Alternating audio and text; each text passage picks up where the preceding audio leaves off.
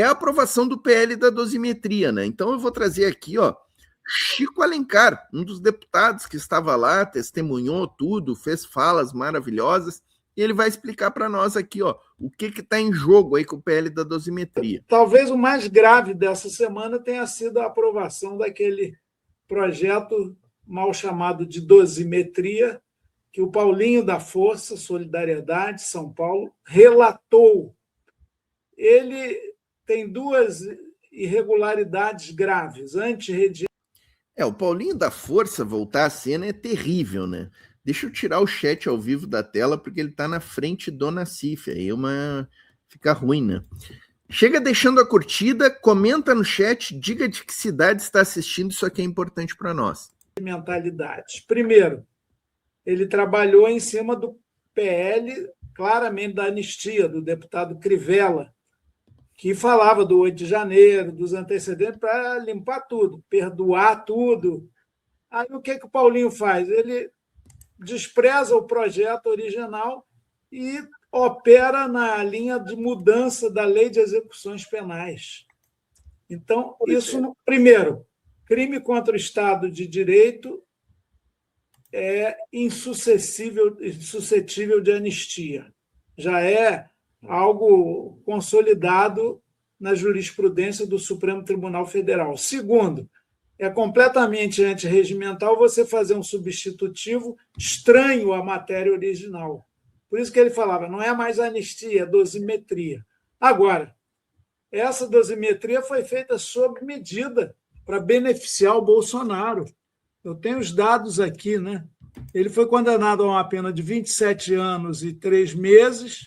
Agora, como vai ter incorporação da abolição violenta do Estado de Direito e há outro atentado contra o Estado democrático, a pena vai cair para 22 anos e 1 mês. Bom, com a progressão mais rápida, que o projeto do Paulinho também estabelece, após 16% do cumprimento da pena, ele pode sair do regime fechado, ou seja, vai para casa após 3 anos e 3 meses. Os 27 caíram para isso.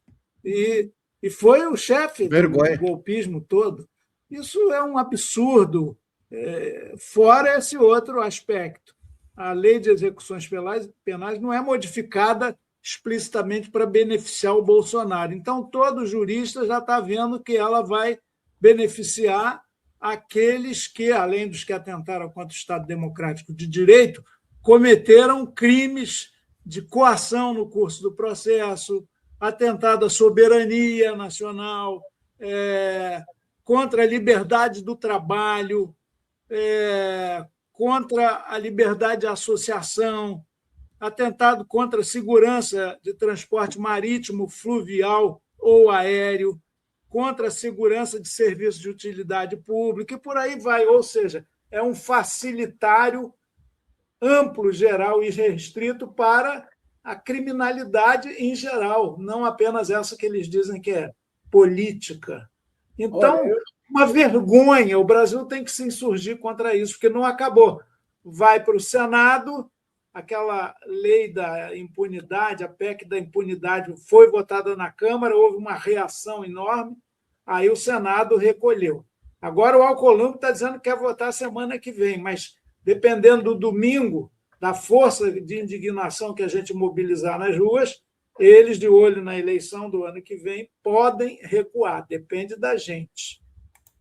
Perfeito, perfeito. Grande Chico Alencar trazendo aí. E o Nassif complementou com um professor de Direito, que ele levou para comentar aí o PL da dosimetria, o que significa. Vamos assistir juntos aqui, ó. Maninho Guara dando um recado importante, ó. Prepare-se para os boicotes amanhã de ônibus, de metrô.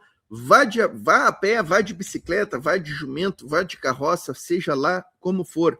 Só as ruas assustam os canalhas, querendo caçar um dos melhores deputados, Glauber Braga, diz o Itamir Dantas aqui, ó.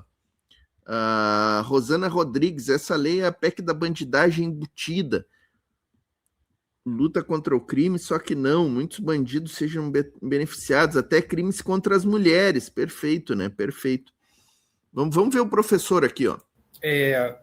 o termo dosimetria, né, é um jogo de palavras, né? No fundo, a rigor, é uma anistia, né? É porque, na verdade, a anistia ela significa a abolição e o perdão geral dos efeitos da pena. Então, se fosse aprovado imediatamente, né, o Bolsonaro estaria livre, enfim, Perfeito, teria Roberto. esses efeitos mais deletérios ainda. A dosimetria, na verdade, é uma boutique que fizeram em que as penas aplicadas elas vão ser menores, né? Logo, os condenados eles vão ter que cumprir uma pena muito menor. Mas, na verdade, a gente pode também encarar a dosimetria como uma anistia parcial, não como uma anistia total, mas uma anistia parcial no sentido de que, parcialmente, a pena que foi aplicada foi reduzida. Isso aí significa que o Supremo se curvou ao Congresso ou vai ter ainda muita negociação? Hoje se acenou a possibilidade do Lula vetar também. Como é que você está vendo esses próximos passos? Sem anistia, nem provou, nem para processo legislativo, né, que é a tramitação de um projeto de lei. Né?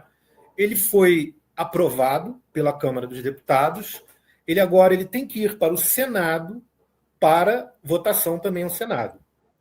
O relator já foi escolhido, que foi o senador Espiridião Amin, que é um sujeito totalmente abraçado com a causa bolsonarista, inclusive tem uma disputa de vaga no Senado, lá em Santa Catarina, em que tem toda aquela questão envolvendo o Carlos Bolsonaro, Espiridião Amin e a Carol de Toni, que também disputa com o Carluxo, vaga no Senado. Olha o ponto que os caras chegaram. O Espiridião Amin, que eu não gosto do Espiridião Amin, mas é um político tradicional de Santa Catarina, né? E que até tem serviços para Santa Catarina. Ele é super comprometido com o bolsonarismo, mas o cara tem que disputar a vaga no Senado com o Carluxo, é uma humilhação, né? Pode ser um tempero do porquê que foi escolhido esse relator. Um assunto que vale depois a gente até tratar. Mas, pelas informações que a imprensa veicularam, parecia que o presidente do Senado queria que já fosse votado a plenário ontem mesmo, né?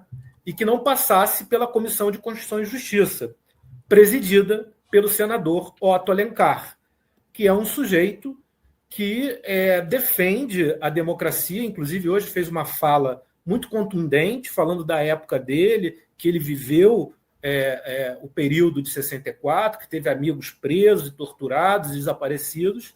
Então, esse processo agora vai para o Senado Federal, para tramitação no Senado Federal. Esse processo, esse projeto de lei no Senado, ele pode sofrer emendas. Se forem emendas substanciais, que alterem o texto de maneira substancial, tem que voltar para a Câmara para votação novamente. Né? E após a aprovação desse projeto pelo Senado, ele vai para o presidente da República, para sanção ou veto. Ocorre que o presidente da República ele tem um prazo de 15 dias úteis para vetar. Então, pelos meus cálculos, né, acredito, inclusive com a atuação do presidente da Comissão de Constituição e Justiça, eu acredito que essa questão vai ficar somente mesmo para o próximo ano, enfim, após o recesso legislativo. Isso aí, em que interfere nas próximas eleições, esse jogo de atrasos aí, Vinícius? A questão, né, enfim, do ponto de vista político, joga mais pressão para o ano de 2026. Né?